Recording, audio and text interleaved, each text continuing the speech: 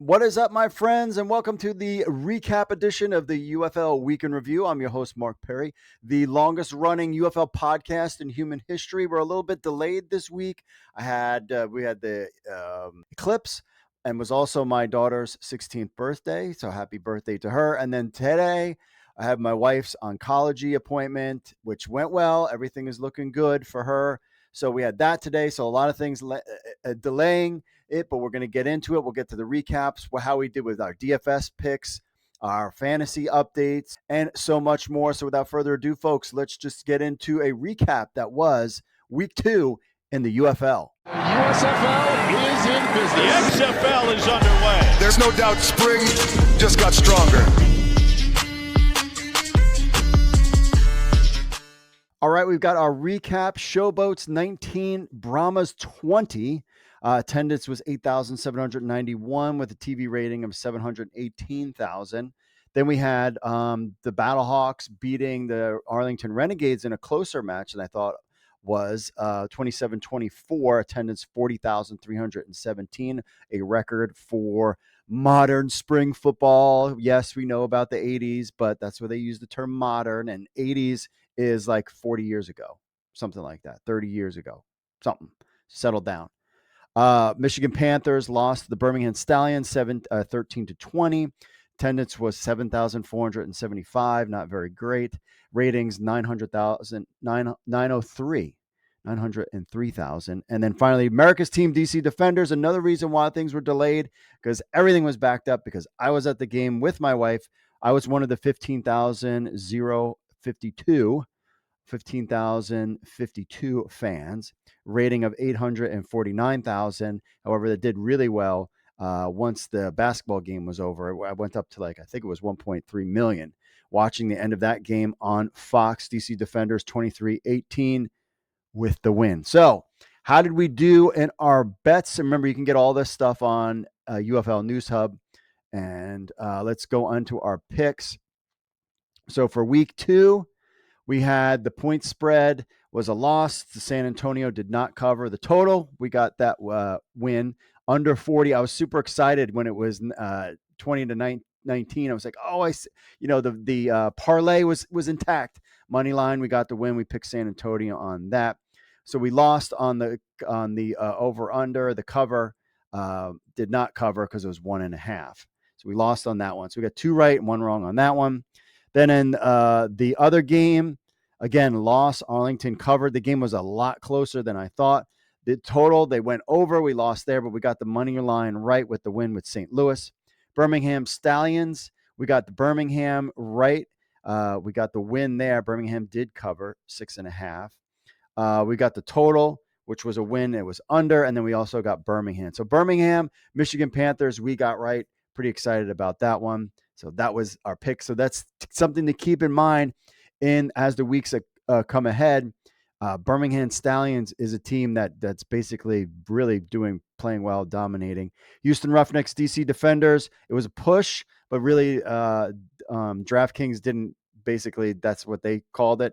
As far as DC winning, they also hit exactly 41 points. And but I did get the money line. So I hit all the money lines. Of course, both parlays. Finn's parlay did not hit the 1.5 money, but the St. Louis pick and the DC under also hit, but it was just the San Antonio one. And of course, all the unders did not pay. That is a thing of the past, because now we have to keep an eye on that. That's how we did with week 2 in there. In our DraftKings, you can see how we did. We've got, we came in 5th. We won all of our DraftKings lineups. We didn't do well in the bets, but we came in 5th out of, how many people were in this one? 22 people.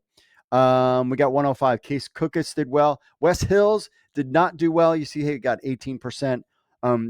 Marcel Aitman hit again, 30 points. John Trey Kirkland, 18 points. Sal Canella hit, got a touchdown, 9 points. And Davis also hit again.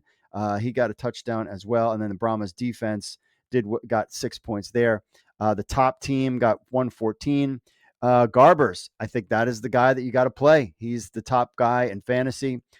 Brown only 7 points. Arlington running back. Adams did 10. That's okay. Davis again hit for him. Kirkland hit. Stevenson, 25 points for Stevenson, 103 yards, 6 catches, and a touchdown. And then, of course, the defender's defense. So I was pretty close there. There are your DraftKings picks. As far as fantasy football goes, we have Chase Garbers, Marcel Aitman, Marquez Stevenson, Cody Latimer, and AJ McCarron round out the top picks there. As far as the listener league goes, I won this past week at 87 points with Tamu Darius, Victor Aitman, Kiki Coty, and John Trey Kirkland. I won that against that as our host. T Player 2006 came in second, and Monmouth Generals came in third. On the listener, the Writers League, let's see here. Brahma Stampede crushed Use the Schwartzstein. And then Omar beat Snap Jordan. And then Jet IACC beat me. So I did not have a good week with 29 points. That was your recap of the fantasy. We're going to take a quick break, and then we'll get back to our awards right after this. Welcome to the heart of the United Football League. Welcome to UFL Newshub phone app. Our phone app is designed for the true UFL enthusiast. UFL Newshub brings the game closer than ever before. With our phone app, dive into game previews, get expert analysis, and never miss a beat. Download it today on the Google Play Store. Anticipate every play with detailed game previews and analyses. Understand the strategies, the matchups, and the pivotal moments that define every clash. Relive the excitement with in-depth post-game reviews. Break down the key plays, the results, and all that shape the thrill of the game. Go behind the scenes with exclusive interviews and content. Meet the stars, the coaches, and the personalities that make the UFL shine. Stay ahead with comprehensive news coverage. From game schedules to injury reports and league announcements, we've got you covered. Navigate with ease through our intuitive app design. Enjoy regular updates, ensuring you have the latest features and UFL content at your fingertips. UFL Newshub is more than just an app. It's your gateway to the UFL universe. Designed for fans of all levels, from the casual follower to the avid statistician. Join our community. Live and breathe the United Football League with UFL Newshub. Download now on the Google Play Store and stay always in the game. Version coming soon for the iPhone. All right, we are back. We've got our awards for the week. We just want to recap that the Android phone app is out. It's still being worked on right now as we speak. And we also have a winner of the logo. If you don't follow us on social media, you'll just have to check it out on social media about the logo for the blood work for the Drive Defenders for Life. That's, because of everything that's happened with my wife over the past 2 months. She was at the game. It was awesome. We have a full video of all of that hijinks coming this week. So stay tuned for that on the YouTube channel, as well as we'll play it probably on the podcast as well, working on that. And I booked tomorrow. Actually, I'll be giving blood tomorrow because the DC Defenders, America's team, your team, and my team has. All right, on to the unexpected MVPs. It's a player from the weekend who exceeds expectations in a surprising way. Not just the star player, but those who made a pivotal play. DC Defenders tight end Briley Moore is the number one highlight on ESPN. It happened right in front of us. I have a great video of it that will be in the video. That's right in front of our seats. I was like, that's an unbelievable catch. It was an awesome play. Crowd just went on fire after that. DC kind of was, still undefeated at home, kind of getting their things going. We'll see how DC plays out. I think really Jordan Tamu is trying to figure out who his go-to guys. We had Lucky Jackson on the sideline. We're like, come on, Lucky, just get into the game, will you? So, but Briley Moore, huge catch, unbelievable catch. He was definitely an unexpected MVP of the week. The underdog spotlight, an underperforming team or player that showed grit.